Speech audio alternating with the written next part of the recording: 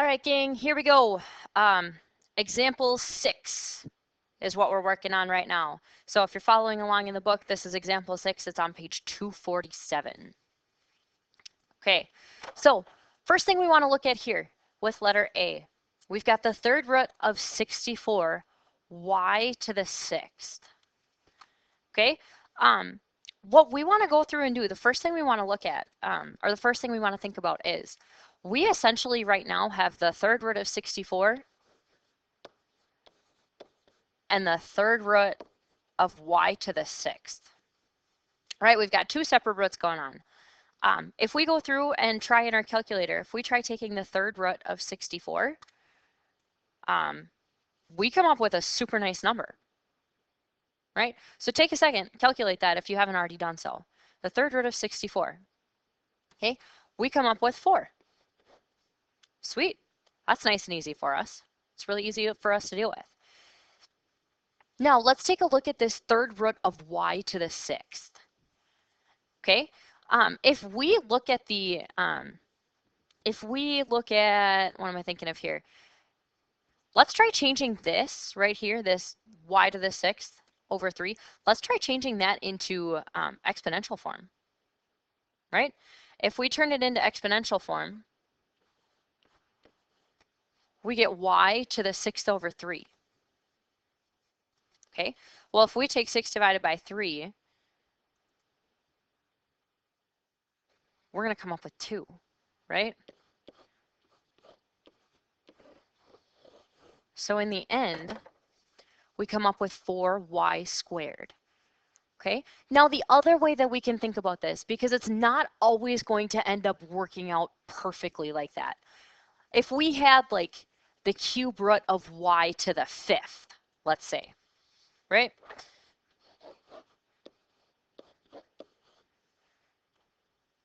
Okay, essentially what we have to do is we have to kind of think about, well, how many groups of 3 can I take out of 5? Right? So there's 5 y's inside of that root. We can take 3 of them out. So we can essentially like split this again into the third root of y to the 3rd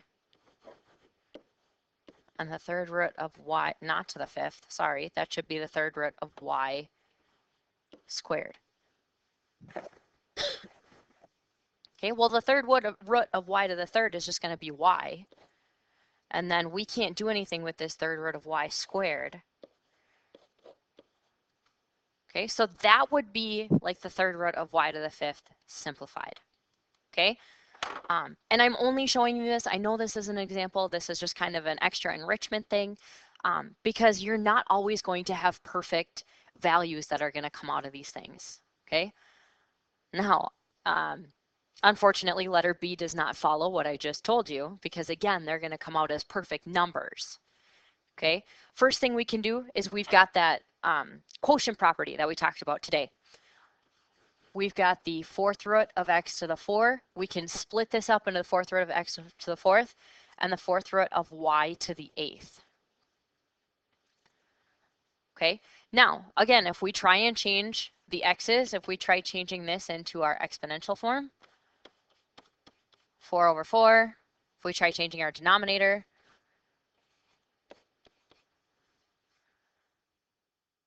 okay, we're going to come out with some nice numbers.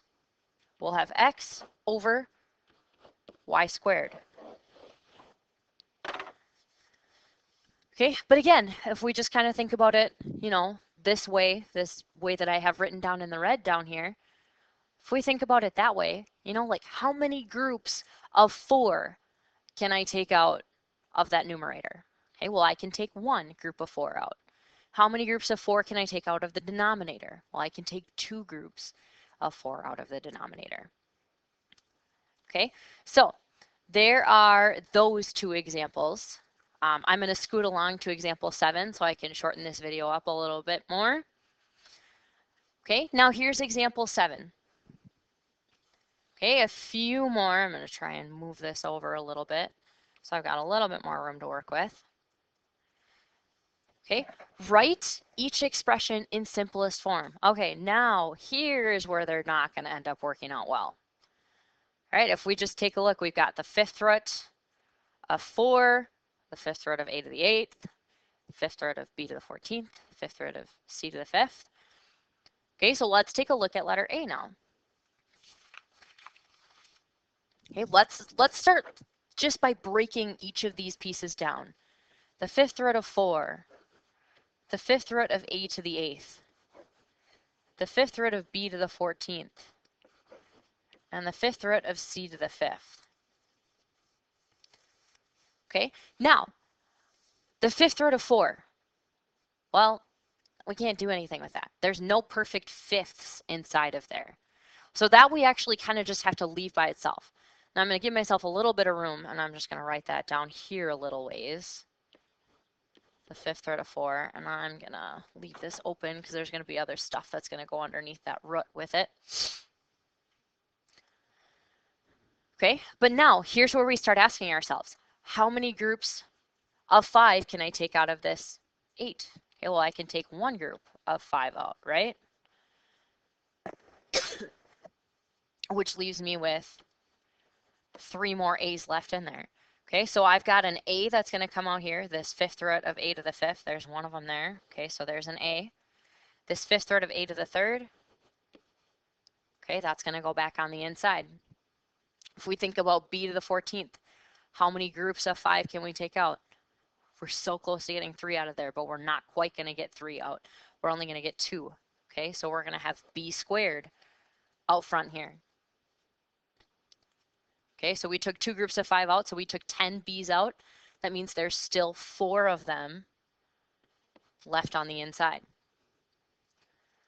Okay, and then if I take the fifth root of c to the 5th, all right, sweet, that's going to turn out really, really nicely for us. That's going to leave us with c. Okay, so here's our final answer. We are going to have a b squared c times the fifth root of 4a cubed b to the 4th. And that's our final answer right there.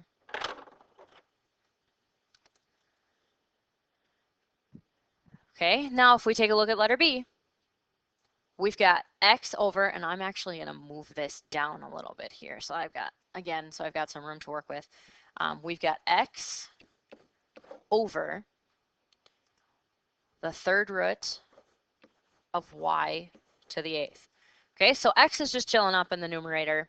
Nothing's really going to happen with the x. Okay, but what we need to start doing is we need to start trying to get, you know, like how many groups of 8 can we pull out of there? Okay, and actually scratch that. This is what your book is telling me to try to do. So if you're looking along with what the book is doing, they're actually going to try and add a y in there.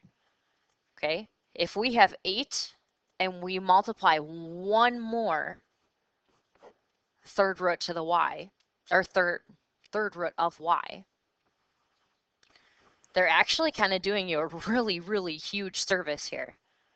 Because the way that I was going to do it, you would still have to rationalize the denominator. Okay, we did a little bit of rationalizing the denominator today. But the way that they're showing you to do it is way, way easier. Because what do you have in your denominator here? You have the third root of y to the 8th times the third root of y. Okay, well, how many y's do you have down there? Now you've got third root of y to the 9th. Okay, so much easier to deal with. And then in your numerator, you've got x times the third root of y. Okay, if we try to simplify the third root of y to the 9th, okay, well, how many groups of 3 can I take out of there? That's just going to be y cubed down in your denominator. Okay, and then your numerator gets left alone.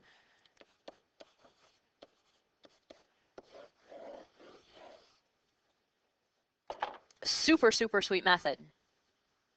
It's a whole heck of a lot easier than what I was going to have you try and do.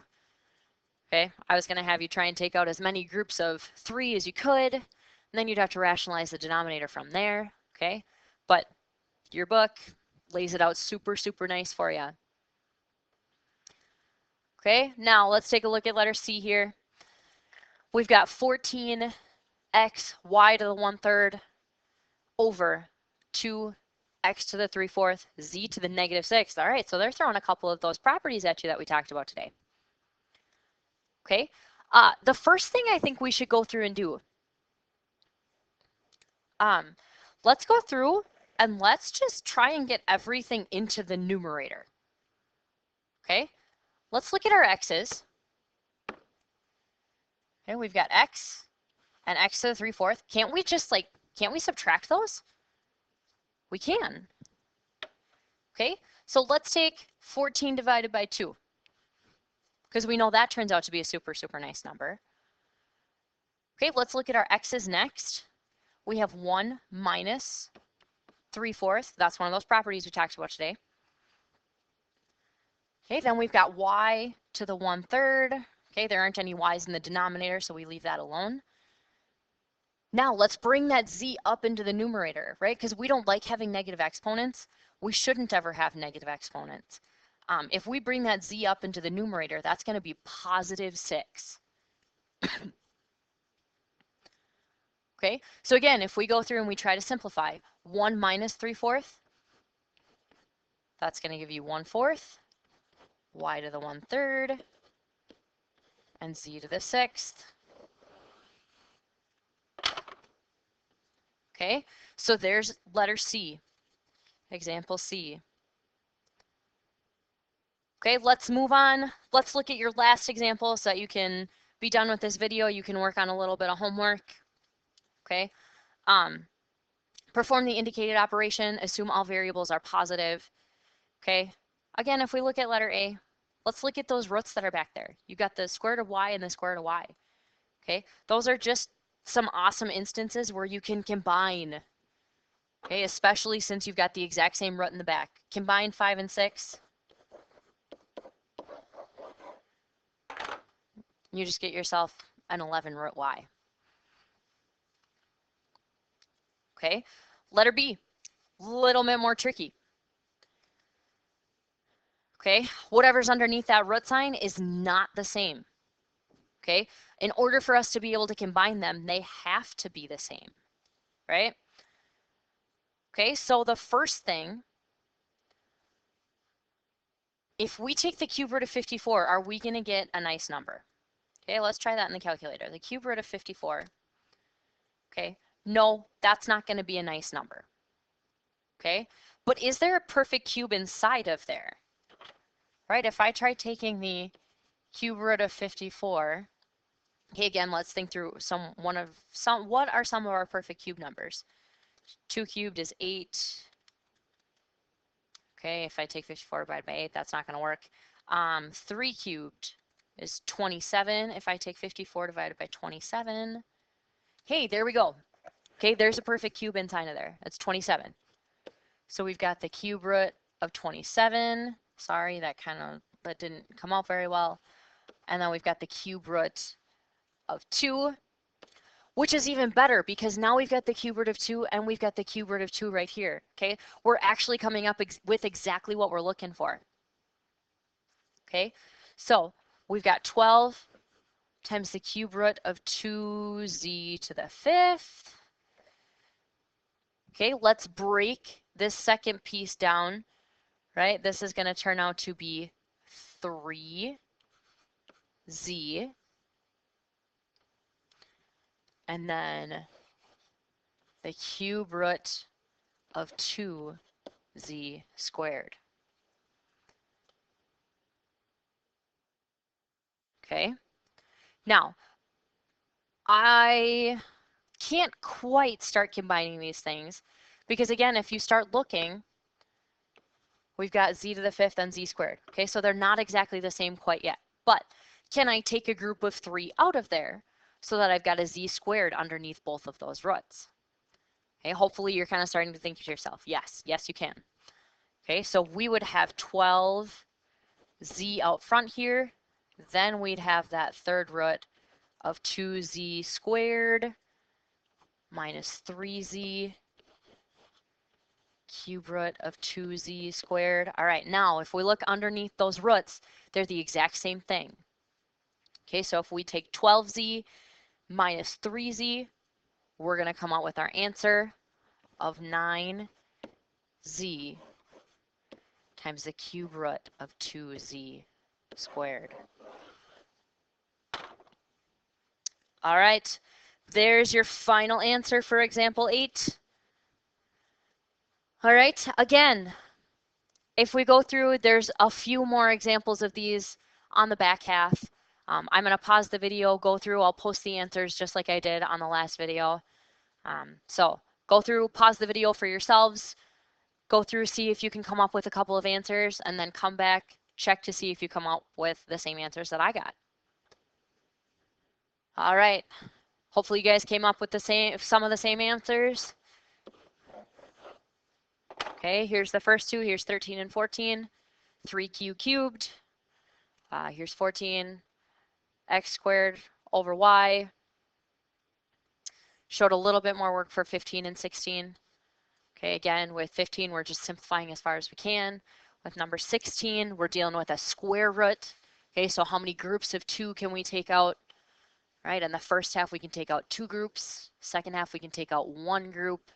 So w times w, remember, is where the w squared comes from. All right, again, if you guys have questions, please, please, please let me know. Your homework is posted on the calendar in Schoology. Go check it out. Work on some of these problems. And remember what I told you guys today. You definitely have to make sure that you're spending time with these properties, okay? You're not going to understand these properties if you don't spend time with them and you don't really, really look deep into them. Okay, if you've got questions or you need help with anything, please, please, please come in and let me know. All right, we will see you tomorrow. And if like I said, if you have questions, please make sure you come in. All right, we'll see you guys tomorrow. Have a good evening.